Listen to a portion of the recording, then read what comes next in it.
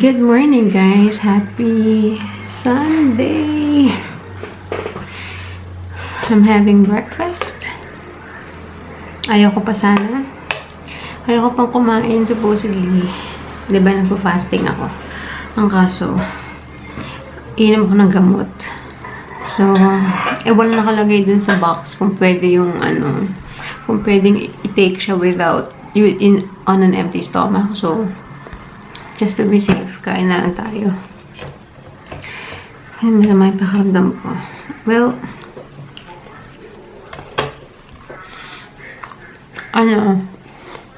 nauna si Zach last Wednesday. Kwento ko yata yun sa Thursday vlog ko na hindi ko pa na-edit. So, Wednesday, Thursday, hindi pumasok si Zach, pero Friday nakapasok na siya. And then, kahapon naman, Sabado, si Zeb naman ang nagising, kakaubo niya. Pumuputok-putok yung ubo niya, tapos uminit siya. Mainit siya ng morning. Kahapon yung first day nila ng catechism, na klase sa simbahan. Para, hindi ko yata yun na kwento, no? So, nag-inquire kasi ako sa school nila kung magpo-provide ba sila ng parang catechism class to prepare yung student for reconciliation and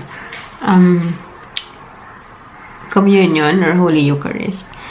Last year daw meron, pero this year wala. So, wala kang choice kundi i-register sila sa parish nyo, sa simbahan nyo. So, nirefer nila kami sa St. Marcos na kami nagsisimba, which is talagang yun din yung bala ko. Kaya nga ako nag-inquire sa kanila kasi tuwing nagsisimba kami, nag-announcement by the end of the Mass, diba na open na for registration, yung for the communion or for reconciliation and communion, kasi you need to take classes. Nung panahon namin kasi, nung nung grade school, dahil nasa Catholic school din kami, covered siya ng school. Pero dito, minsan covered, minsan hindi. So, last year daw, meron silang classes. Pero that is class outside of the regular class kasi hindi naman yata lahat nagaganon, hindi ko alam. But anyway, so yun, ang tawag dito, last Saturday, yung parent-child orientation, tapos yesterday, yung pinaka-first class. Kasi apat na classes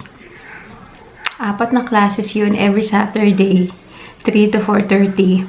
Tapos, on the 5th Saturday, may retreat. Silang nakalagay na sa schedule. Hindi ko alam kung anong gagawin doon sa retreat. Tapos, sa following Saturday, yun na yung na sila, co-confession na sila kay Father. Tapos, kasi diba, before you do the communion, kailangan nakapag-go through ka na sa penance. So, yun. Tapos, that is December. December magaganap, bale, yung confession. Tapos, come January, first Saturday ng January, is simula naman ng class nila for the Holy Eucharist or yung communion. Tapos, yung pinaka-communion nila will be March 10.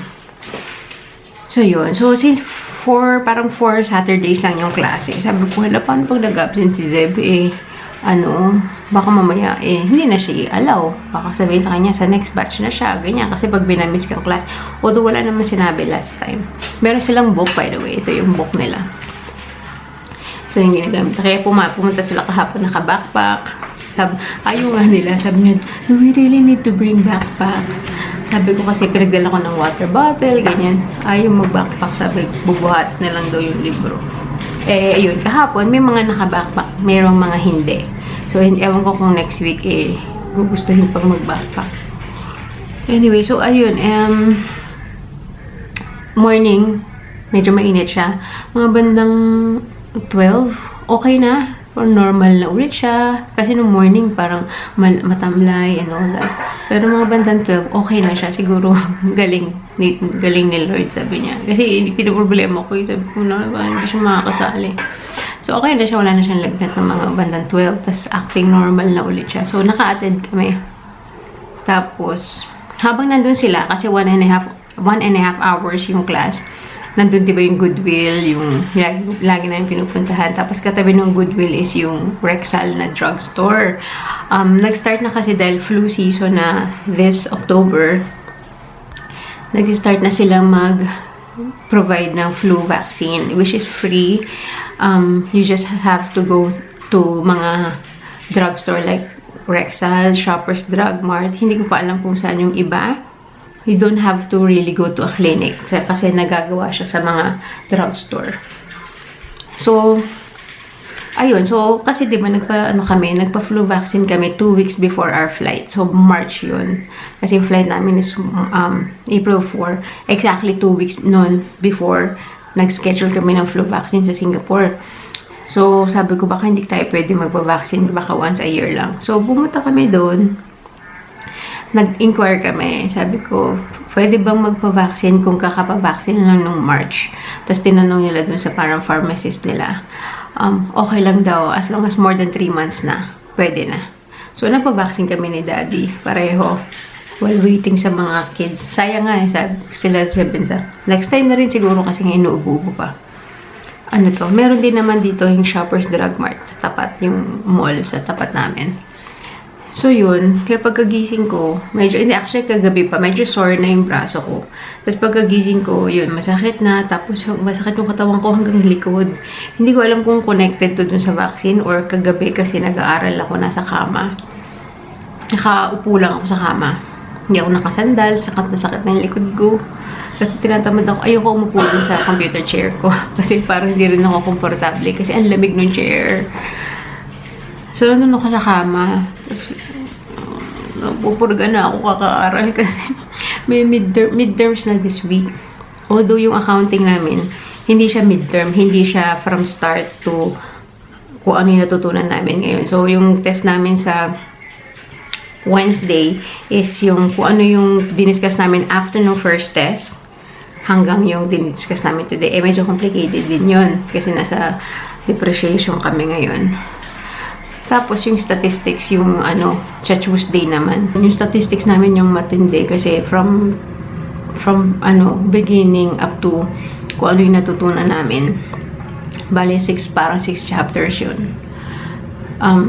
Yun ang itetest namin sa Tuesday. And, yung natatandaan ko, alam ko may statistics kami ng high school. If I remember correctly, favorite ko yung statistics ng high school. I enjoyed it. Pero right now, hindi ko siya na-enjoy. Nakakapiga ng utak. Tapos parang sabi ko, saan ko gagamitin sa buhay ko itong statistics na to? Nakakagigil. But anyways, ayun pa. So, today, meron kaming hindi pala ako. So, yung dalawa. Originally, silang tatlo, Daddy, Zeb, and Zakay, mayroong dentist appointment. Binuko to way back September, siguro mga first week pa ng September.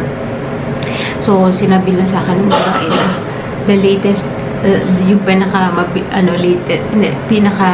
nearest available date is October 22 today. So, noong time na yun, hindi ko pa alam kung ano yung off ni Daddy. Pero sige, sabi ko, sige, binuko silang tatlo. Kasi nga, hindi pa masabi ko ano yung off ni Daddy. And unfortunately, may pasok si Daddy. So, yung dalawa lang yung makakapunta. Originally, 12:30 yung namin, appointment. Pero tumawag kanina lang. Tinatanong if we can come mga 11:40. Sabi ko, sige, kasi lalakarin lang namin. Malapit lang. Yan yung labas, guys. Tagbo na yung mga dahon-dahon. Wala nang dahon.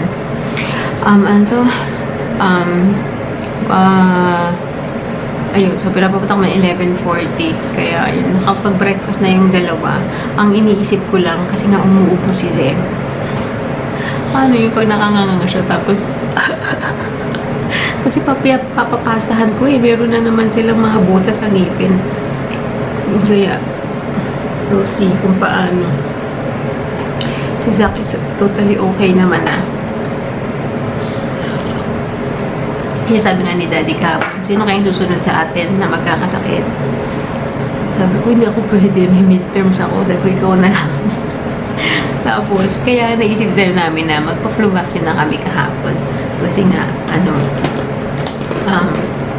para hindi na sana kami magkasakit or makatch pa namin kung anong meron yung mga sakit ng mga bata. Although ngayon, si Seb lang naman. Tingnan nyo guys, meron tayong Lucky. And it's $7. $6.99 from Costco. Kasi, di ba si Iris and si Jen ay Costco employees. Nakuha na nila yung membership nila. So, no isang araw, biglaan, 8:30 nagsasarado yung Costco. Tumawag sa akin si Iris mga 7:15. Sabi niya, sis, kasi diba, pag Costco, parang SNR Landers, you have to have a membership card para makapasok. Kaya hindi pa ako nakapag-Costco kasi feeling ko, hindi namin ma-maximize yung membership ng Costco kasi bultuhan yung bili doon. Eh, hindi naman kami ganun kalakas kumain. Parang feeling ko hindi namin ma-maximize. Kaya hindi kami papamember. Tapos, yun, tinawagan ako ni Iris mga 7:15. Sabi niya, sis, gusto mo sumama sa Costco? Kasi malayo dito nga malapit. Pinakita ko before. Ay, kung dadaanan niyo ako. Sabi niya, oh. So, yun, dinaanan nila ako. Tapos, 8:30 nagkasarado yun. So, as in, sobrang mabilisan lang yung punta namin sa Costco. Ako talaga pagpasok talaga, humiwalay na ako sa kanila kasi naghahanap na ako. Inikot ko na yung mga Costco, kung ano yung mga babibili. So, eto, tsaka yung muffin. Ang laki ng muffin nila. Ayun, gigantic. And yung muffin nila is 2 for $10. So, isang ganito is 5 lang. Kaya nag-share kami nila, Iris. Kumuha din sila ng isa. Kasi hindi naman maubos yung dalawa. Tapos, isang chocolate. Tapos, yung honey citron tea. At saka vitamins. Gummy vitamins sa mga bata. Yun na yung nabili ko. Tapos, after 90 days nila sa Costco, sila Iris, they can extend the membership to their friends and family. So, yun ang hinihintay namin. Kapag naka 90 days na sila sa Costco, mabibigyan na nila kami ng membership for free. So, yarn. Anyways, ang haba ng daldal ko. Start lang ng vlog. Sige na, later naman ulit, guys. Okay, we're off to the dentist. Hi, Zaki. Hi. Ito na lang talaga, lakad lang. As in, lakad. Okay, come on lang. It's 11:38, 11:40 yung namin appointment. Oh, careful. We're here. Okay. We're done, guys. Uwi na kami. Tayo. Kami galing sa, ang lamig. Is it cold? Yeah. Yeah. Ang sakit sa kamay. Ito yung bill. Mamaya, kwento ko sa inyo. Babalik pa ulit kami sa Wednesday. Grabe yung kaba ko. Mayat-maya ang tanong ko. Buti na lang Pinoy yung nasa reception. Tsaka maraming Pinay na dental assistant. Mayat-maya yung tanong ko, covered ba to? Covered ba to? Okay, we're back home. Kumakain na yung dalawa. Yeah, because they're not supposed to eat 30 minutes after the procedure, diba? And then, yan. I think, okay, si Zeb kasi unang natapos, kaya mas matagal siyang, parang nag-intay pa siya eh. Parang inabot din kami ng 1 hour per child. Pero kasi, nung si Zeb, nasimulan na siya, siguro mga 40 minutes na siya or 30 minutes. Tapos tinawag si Zach. So, meron pang isang available na parang technician na pwedeng mag-cleaning. Pero yung x-ray itself, only the doctor is allowed or parang siya lang yung ang tawag dyan, qualified to do, I think. Basta merong assistant, may dental assistant na taking down notes kung ano yung sinasabi niya. So, after kinlining sila, tinawag na ako kasi i-interpret na yung in-x-ray. So, in-x-ray sila, kakaiba nga eh, kasi na-experience ko yung x-ray sa Singapore. So, parang talagang may pinuntahan akong room. Or baka dahil kasi full x-ray yun. Hindi ko na maalala. Parang natatandaan ko, dun sa nasa Singapore, may talagang meron silang x-ray room, tapos may nalagay sa bibig ko, tapos nakatayo ako, tapos, ayun, in-x-ray. Pero sila kasi, nandun lang sila sa dental chair, tapos may pinakagat sa kanilang film. Eto, makikita nyo sa charges. Tapos, parang may machine. Tapos yun, nakuha yung picture ng x-ray ng bibig nila. Tapos yun yung diniscuss ng doktor. Isa-isa kung alin dun yung kung alin din yung pwede pang isalba ng pasta, alin din yung pwede nang hayaan na lang siyang mag-fall off kasi paparating na yung kasunod na ngipin, and alin yung kailangan bunutin. So, kay Zach, meron siyang kailangan bunutin. Tapos,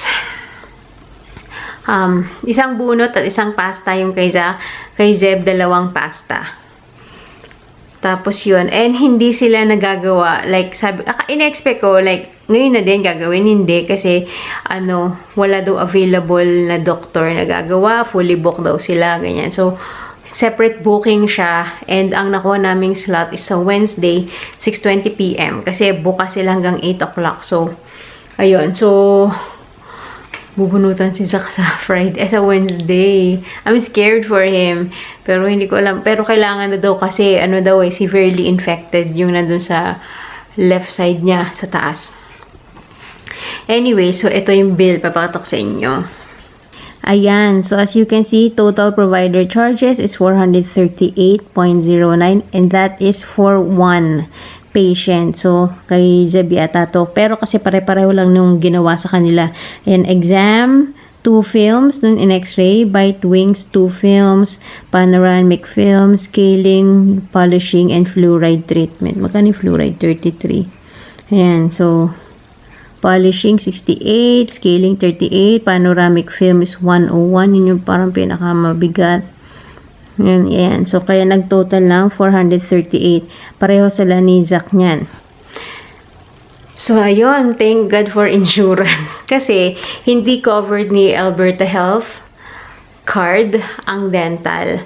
So, kung wala kaming insurance under kay Daddy, dependent kami ni Daddy dun sa kanyang insurance sa work, diba?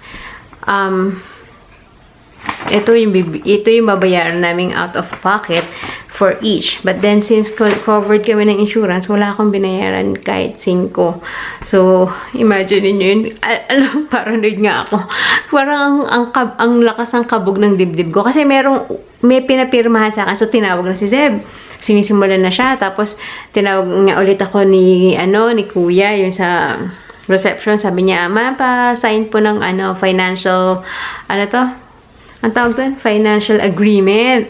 So, you have 2 options. Option 1 is, you pay it first, and then they will, parang submit a claim sa insurance. Or actually, pwedeng sila yung gumawa for you, or pwedeng ikaw din yung mag-submit ng claim sa insurance mo, and then i-reimburse sa'yo. Siyempre, ayoko na ganun. At in the first place, hindi siya kakayanin ng credit card ko, kasi $500 lang yung limit ko sa credit card. So, kaya kabahan-kabahan ko kanina. Sabi ko, hala, pa kami kailangan. Option 1 yon. As option 2 is, ibibil nila sa insurance. Tapos, if ever meron mga hindi covered ng insurance, babayaran ko. Tapos, kailangan mo maglagay ng credit card number, lahat yung details ng credit card mo. Kumbaga, they need to have a credit card on file in case merong hindi claimable sa insurance. So, nag-aalangan nga ako na isulat yung card details ko, pero wala akong choice. So, yun. So, syempre, hindi ako nag-option 1. Doon ako sa option 2. Tapos, nung binalik ko na yung paper kay Kuya, sabi ko, Kuya, covered ba kami? Covered ba sa insurance yung procedures today? Ganyan. Sabi niya, ma'am, check ko po. Ganyan. Sabi niya, opo, 100% covered naman yung lahat ng procedures today. Tapos, nung natapos na kami, di sinabi nga na, so, you need to come back po for the filling, at saka yung, tawag dito, bunot. Sabi ko, covered ba yun? Yan, hindi ko pa alam kung magkakaalaman sa Wednesday kung magkano yung procedures ng bunot at filling. Hi guys, so it's Thursday today and I'm editing the vlog, and i-update ko kayo kung magkano yung procedures na ginawa kahapon kila Zeb and kay Zach. Kay Zach, originally is kailangan niya ng 1 filling and 1 extraction. So, Zach's bill was 363.83 cents. Okay, and it went smooth, walang iyakan whatsoever. Ako yung na-stress actually kahapon nung nakita ko. Kasi sinama ko na si Daddy kasi 6:20 naman yung appointment, and Daddy is done working na that time. So, kaming apat yung nagpunta. And nandun ako sa room, tatabihan ko si Zach. Ako yung na-stress kasi nakita ko yung malaking injection. Ay, baka mag-iyakan. Sabi ko, palit na tayo, Daddy ko sa loob. So, but everything was fine. It went smooth. Nabunot na yung ngipin ni Zach. And actually, it's here. You see, it's really bad. Yun yung bulok niya. And then, while they're doing Zeb, kay Zeb, 2 pasta yung kailangan.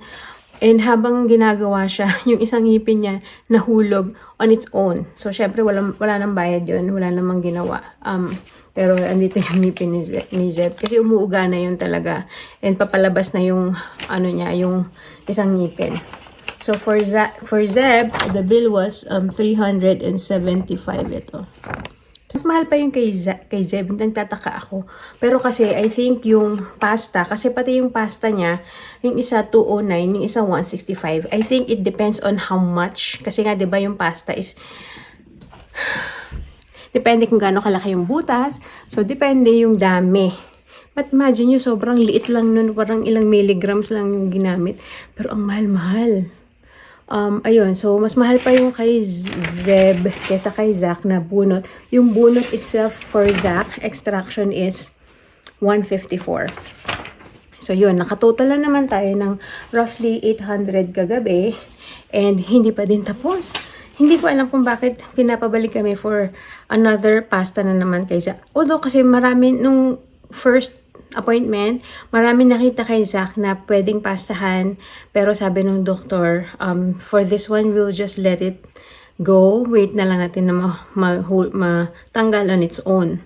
Pero siguro kagabi, kasi nga si Daddy yung nasa loob, siya yung kausap. Tinatanong ko naman siya, hindi naman niya alam. Pero basta, in-schedule kami for another pasta ni Zach next week. Wednesday again. And tinanong ko ulit kung covered ba yan. Covered naman. So, yes. Pero yung chinek naman niya, sabi niya, yes, covered po kayo sa insurance. Sabi ko, okay, makahinga ako ng maluwag kasi kinakabahan ako sa bayarin. Tapos, ayun. Kaya next term, ika-cancel ko na rin. Kasi sa school, kasama sa tuition fee, yung insurance, dental insurance, tsaka kahit medical, merong covered sa school ko. Hindi ko maalala kung magkano binabayaran ko eh. 150 yata per term. 150 nga ba? I think. Yung binabayaran ko sa insurance sa school. Tapos yung coverage niya, diba? Like I mentioned, 700 sa dental. So, yun yung ginamit ko last time nung nagpalinis ako, pero kinulang pa yung 700, di ba? I had to shell out another $98, if I'm not mistaken. So, ayun, sa susunod na term, pwede na akong, actually, pwede din naman this term na hindi ko nakunin yung insurance. Pero si remember, nung nagpa-dentist ako, tapos, meron silang chinarge sa akin na dapat hindi nila ako chinarge. So, meron silang utang sa akin na $30. Nasa account ko yon. Kaya din, mapipilitan ako sa December. Doon din ako sa kanila ulit babalik para magamit ko yung $30 na utang nila sa akin. So, iniisip ko kasi baka pag kinancel ko yung card ko sa school or yung insurance ko sa school, hindi ko na yun makuha. So, basta makuha ko na sa December, yung susunod na term ko, for the next 2 terms, hindi na ako kukuha ng insurance sa school kasi nga, covered naman ako nung kay Daddy. Sayang din. Kaya yun, thank God sa insurance. Kasi ang mahal dito magpa-dentista. Hindi, actually sa Pinis din naman, remember nung nagpapasta din sila Zeb and Zach last year sa MOA, umabot kami ng 22,000. So, parang ganito na talaga yung presyohan ng dentista, I think, ever since. Anyway, so, yun. Hindi ko alam kung, Like kanina, yung insurance din kasi depende sa insurance ng company. Like, kanina yung may naririnig ako pag may nagbabayad. Sabi, okay sir, your insurance covers 75% of the bill. So, you need to pay, yung balance niya is $100. So, nagbayad siya ng $100. So, it's either depende sa insurance or depende sa procedure. Kasi alam ko din, depende rin, meron din niya na may limit lang. Kunyari, pang aesthetic lang, magpapa-veneers ka or something. Syempre, hindi yun sagot 100% ng insurance. Mga ganon. So, kasi chinek ko na dati, Sun Life kasi yung ano ni daddy, insurance niya dito, na provided ng company. Chinek ko na rin yun. Parang ano yung mga coverage. Kasi nakakakaba nga, diba? Ayoko yung magkakagulatan kami. So, ayun, hindi ko alam kung pag kunyari gusto ko magpa-braces or Invisalign, char. Covered kaya yun? We'll see. But anyways, so medyo okay na yung ano ko, braso ko. Nag-effect na yung paracetamol na ininom ko and I think I can, go back to my kanina sabi ko 'di ba mag-aaral pero nung nahiga ako wala, hindi ko kinaya. So ngayon tayo ulit. Okay. Guys, hindi na ako nakapag-update. Kanina pa ako dito. Kalat-kalat ko na dito. I'm having tortilla with ito, masarap. Uli kayo nito. Everything bagel sour cream dip. Sana naintindihan niyo yung sinabi ko.